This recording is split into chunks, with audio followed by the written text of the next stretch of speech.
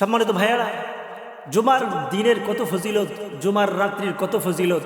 এই জুমার দিনে অথবা জুমার রাত্রিতে কোনো মুসলমান বান্দা অথবা বান্দি যদি মারা যায়, আল্লাহ রাব্বুল আলামিন তাকে কবরের ফিতনা থেকে, কবরের আযাব থেকে মুক্তি দান করবেন। জোরে বলি সুবহানাল্লাহ।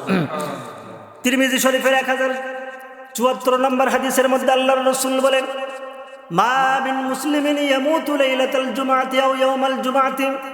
আল্লাহর রাসূল বলেন, কোন ব্যক্তি যদি, কত বান্দা অথবা বান্দি যদি জুমার রাত্রিতে মারা যায় অথবা জুমার দিনে মারা যায়, ইল্লা ওয়াকাহুল্লাহু ফিতনাতাল কবরি, আল্লাহ রাব্বুল আলামিন তাকে কবরের ফিতনা থেকে হেফাজত করবেন। সুবহানাল্লাহ।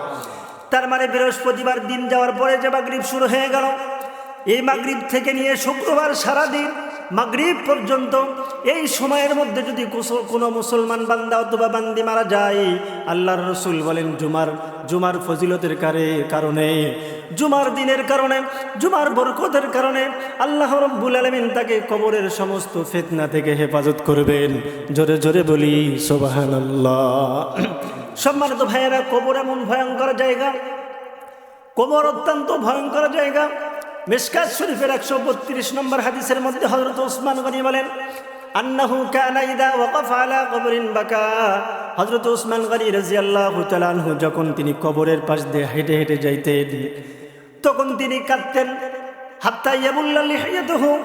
সাহাবীরা বলেন, কাঁদতে কাঁদতে ডুকরে ডুকরে কাঁদতেন। কাঁদতে কাঁদতে তার অবস্থা এমন হতো যে তার দাড়ি মোবারক, তার শরীর মোবারক চোখের পানি দ্বারা ভিজে যেত। সাহাবা ইকরামরা বলেন, ফাকিলা লাহু তাযকুরুল জান্নাতা ওয়ান নার ফালা তাবকি। হযরত ওসমান গনি রাদিয়াল্লাহু তাআলা আনহুকে সাহাবা ইকরামরা বলেন, এ সাহাবে, হে ভাই ওসমান, তোমার সামনে জান্নাতের আলোচনা করা হয়, তুমি কান্নাকাটি করো না। তোমার সামনে জাহান্নামের আলোচনা করা হয়, তুমি কান্নাকাটি করো না। ওয়া তাবকি মিন হাদা। অথচ কবরের পাশে আসলেই তুমি কান্নাকাটি করো, কারণটা কি বলো? তিনি তখন বলেন, ফাকালা ইন্না রাসূলুল্লাহি সাল্লাল্লাহু আলাইহি ওয়াসাল্লাম কল। হযরত ওসমান গনি রাদিয়াল্লাহু তাআলা আনহু বলেন, হে আমার ভাইয়েরা শোনো, আল্লাহর রাসূল সাল্লাল্লাহু আলাইহি ওয়াসাল্লাম ঘোষণা দিয়েছেন, ইন্নাল কবরা আউয়ালু মানজিলিন মিন মানাজিলিল আখিরাতি। আল্লাহর রাসূল বলেছেন, কবর আখিরাতের প্রথম ঘাঁটি। আল্লাহর রাসূল বলেন, ফামান নাজা মিনহু ফামা বাদাহু আইসারু মিনহু। আল্লাহর রাসূল বলেন, এই প্রথম ঘাঁটি থেকে যেই সমস্ত বান্দা এবং বান্দিরা মুক্তি পাবে, পরবর্তী যতগুলো ঘাঁটি আছে সমস্ত ঘাঁটিগুলো তার জন্য সহজ হয়ে যাবে। সুবহানাল্লাহ। ফাইল্লাম ইয়ানজু মিনহু।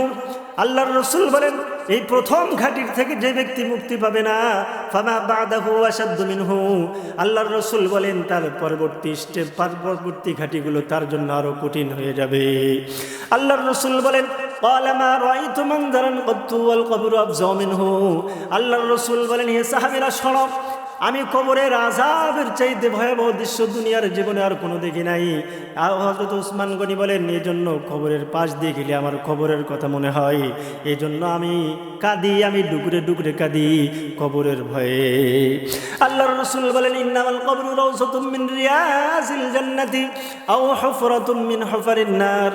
আল্লাহর রাসূল বলেন, এ সাহাবে ইকরামরা শোনো, তোমরা যদি দুনিয়াতে আমল করো, যদি নামাজ পড়ো, ইবাদত বন্দেগী করো, তাহলে তোমরা যখন কবরস্থ হয়ে যাবে, তোমার কবরটাকে আল্লাহ রাব্বুল আলামিন জান্নাতের বাগান বানায়া দিবে।